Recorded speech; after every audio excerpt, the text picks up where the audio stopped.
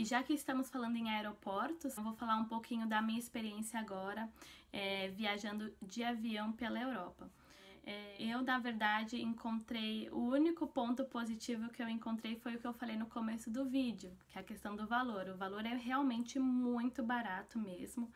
E eu encontrei, como eu falei pra vocês, né, passagem entre Londres e Strasbourg, na França, por 9 libras. Encontrei passagens entre Espanha e Alemanha por 18 euros. Então, o valor, assim, pra quem quer economizar mesmo, é muito bom. O problema é que você economizando no valor, nessa parte financeira, você acaba não economizando em outras coisas. Por exemplo, o que a gente acaba não pensando é que o tempo, né, de deslocamento, da onde você provavelmente está no seu hotel para o aeroporto, é um tempo assim que vai levar às vezes no mínimo 1 hora, porque os aeroportos normalmente nas cidades da Europa ficam muito afastados dos centros urbanos, diferentemente do trem que eu citei para vocês. E às vezes é muito difícil você conseguir de transporte público, você tem que pegar um transporte especial que é mais caro que o transporte público. Então, além de você pagar mais caro nesse deslocamento, o tempo do deslocamento também é maior, né? Então, é uma coisa que é bom você colocar no papel para ver se vale a pena para você. Outra questão, né, é que você tem que chegar com antecedência maior no aeroporto, porque você passa por um processo mais burocrático. Tirando que quando você viajar entre países da União Europeia, mesmo que esses voos sejam tratados como voos domésticos, porque como você está na União Europeia, você não tem que passar por imigração de novo, seja você saindo de um país para o outro, a não ser que você está indo de novo, né, da Inglaterra para algum país da União Europeia, aí sim você tem que passar pela imigração. Do contrário, não, é tratado mesmo como um voo doméstico, né? Então, mas mesmo assim, você tem que chegar com mais antecedência, porque você tem que passar no raio-x, você tem que chegar com um tempo de antecedência para o seu voo, porque normalmente é meia hora antes começa o embarque no voo, então ele demora uma meia hora para embarcar todo mundo, então já tem essa meia hora que é o mínimo que você tem que chegar, além do que você tem que às vezes passar pela imigração ou pelo raio-x, né? E às vezes, como é que eu nem falei pra vocês, os aeroportos tem que ver se ele vai ser um aeroporto grande, que é um aeroporto internacional, ou um aeroporto menor. Se for um aeroporto internacional, ele é maior, então para você se deslocar para um terminal para o outro, para ir de um lado para o outro, leva tempo tudo isso. Então a gente às vezes não coloca no papel essa questão do deslocamento do tempo. Quanto de tempo você vai precisar para sair do seu hotel, para ir até o aeroporto e do aeroporto fazer todos esses processos para até o embarque no avião. Então você teria que colocar isso tudo e ver se vale a pena também. Fora o que eu falei da questão de pegar um transporte especial para você ir do seu hotel até o aeroporto, que normalmente é um pouco mais caro. Tem todas essas questões para você, quando você estiver fazendo o seu planejamento de viagem, quando você for fazer, você colocar tudo isso numa tabela é muito importante, né? A questão da bagagem é um outro tópico muito desvantajoso, eu nem sei se existe essa palavra, mas não é tão vantajoso assim na questão do aeroporto, porque nessas companhias low cost normalmente não inclui nenhuma bagagem, somente um item pessoal. Algumas vezes a bagagem de mão também pode ser considerado nesse valor de tarifa low cost, mas do resto, assim, toda a bagagem despachada você tem que pagar.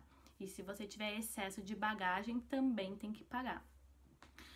A questão também que foi bem chatinha pra mim foi porque até na mala de mão, quando você passa no raio-x, tem aquela questão dos líquidos, de quanto de líquido, que até 100 ml por potinho, no máximo 1 litro no total, que você tem que levar numa sacolinha plástica, ziploc. Então, todas as vezes que você tinha isso, você tinha que tirar da sua mala. Então você, apesar de estar na sacolinha tudo bonitinho, você tem que tirar. Então quando for passar no raio-x, não pode estar dentro da mala, você tem que tirar. Então toda vez você tinha que abrir a mala, tirar o cadeado, localizar essa sacolinha plástica, colocar pra fora, depois colocar pra dentro, fechar. E às vezes você tá um pouco apertado por causa do embarque do seu voo, você vai, por exemplo, chegou um pouco atrasado, atrasou esse transporte especial para te levar até o aeroporto, enfim,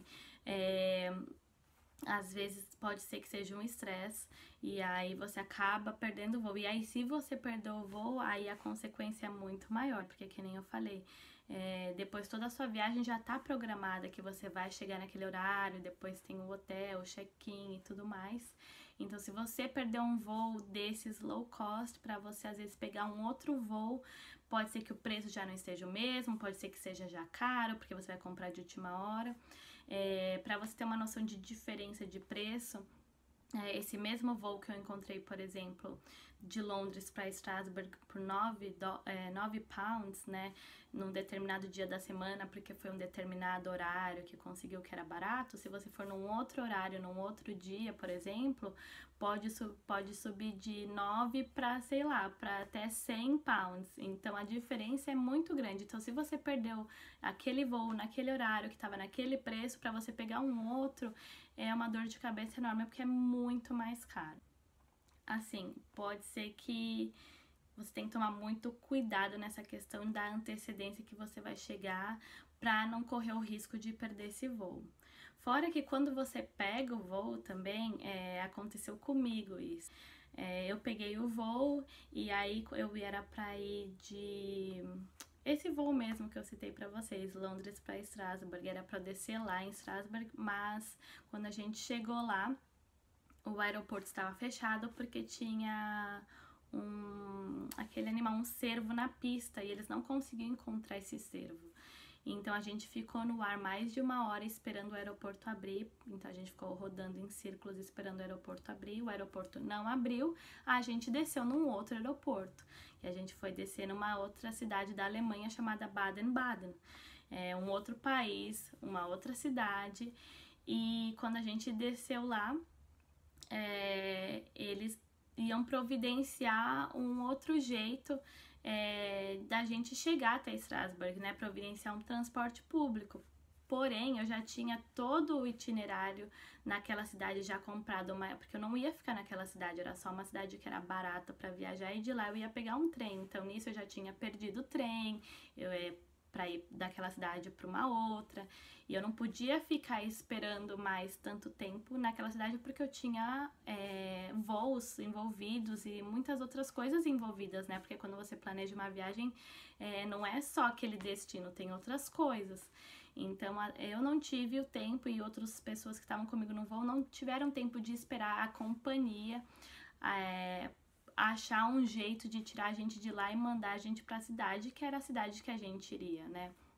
E eu saí de lá, eu lembro, e eles não tinham ainda descoberto um jeito de levar essa galera até lá, né? Então, o pessoal que não tinha o que fazer acabou ficando esperando, e eu não sei por quanto tempo eles esperaram lá, eu sei que eu não pude esperar. Então, acabei que, como o aeroporto fechou, mesmo que você tivesse seguro, tá? Então, porque o aeroporto fechou por questões X, que não tem nada a ver com a companhia aérea não pode te reembolsar por isso, porque o aeroporto estava fechado. Então, a culpa não é da companhia aérea, então a culpa não é de ninguém. Então, você acaba arcando com todos os custos extras que você tem por conta desse desvio. Mas às vezes o barato pode sair caro, era isso que eu queria deixar registrado nesse vídeo pra vocês colocarem, né? Porque às vezes a gente, quando tá programando uma viagem, a gente só coloca como se fosse dar tudo certo, né? Ah, então eu vou descer nessa cidade, dessa cidade eu pego esse trem, que desse trem eu vou pra não sei aonde, então eu vou já reservar um hotel não sei aonde. Mas é bom quando você tá viajando, principalmente de avião, colocar esses imprevistos que podem ter e colocar o custo. Valeria a pena se isso acontecesse comigo? Será que não é melhor eu pegar uma viagem de trem? E agora, fazendo os últimos comparativos, né? Muita gente fala assim, mas às vezes trem demora muito mais. E pelo contrário, às vezes pode demorar o mesmo tempo que uma viagem de avião, tá, gente? O período do percurso. Eu pesquisei muito para poder ir de Paris de Paris para Basel, na Suíça, e o tempo do avião e do trem era o mesmo tempo, então eu não perdi mais tempo porque eu tava viajando de trem. Fora que eu tava indo durante o dia, né, no trem você consegue ver toda aquela paisagem que é maravilhoso, a vista é muito bonita, e do avião você não consegue ver nada, só a nuvem mesmo. A questão da paisagem foi bem legal. E essa questão do tempo de percurso foi quase igual, porque, que nem eu falei, eu viajei nesses trens que eles são de alta velocidade. Eu lembro que eu passava do lado dos carros, assim, era muito, muito mais rápido que o carro. Acho que é isso o vídeo de hoje. Eu vim falar um pouquinho pra vocês, espero que eu não tenha me estendido muito aí, mas ficou um pouco de um comparativo pra vocês sobre o avião e sobre o trem. Espero que vocês tenham gostado. Se vocês tiverem passado por alguma outra experiência semelhante à minha ou diferente, pode deixar nos comentários aí. Mas acredito que seja isso por hoje. Um beijo e tchau, até a próxima.